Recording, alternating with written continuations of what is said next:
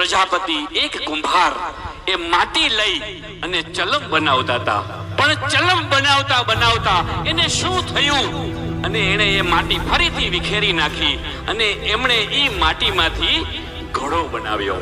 એટલે માટી એ કુંભાર એ પ્રજાપતિને પૂછે છે કે તમે તો ચલમ બનાવવાના હતા અને કેમ ઘડો બનાવ્યો? ત્યાં કુંભાર એ પ્રજાપતિ જવાબ આપે છે. માટીએ જ્યારે પૂછ્યું ને ત્યારે એ કુંભાર જવાબ આપે છે કે હું ચલમ બનાવતો હતો અને મને વચ્ચે વિચાર આવ્યો. શું આવ્યું? મને વિચાર આવ્યો કે હાલને હું ચલમ નહીં બનાવું અને ઘોડો બનાવું. ત્યારે માટી કહે છે કે ખૂબ સારું થયું કુંભાર, ખૂબ સારું થયું પ્રજાપતિ.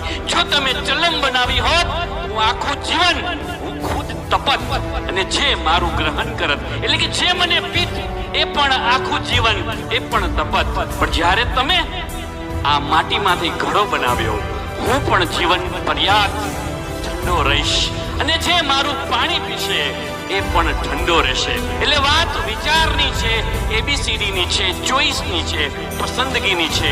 એક વિચારનું આજે આપણે રિઝલ્ટ જોઈએ છીએ, સત્કાર્ય જોઈએ છીએ. એટલે શું કરવું અને શું ન કરવું એ આપણા હાથની વાત છે.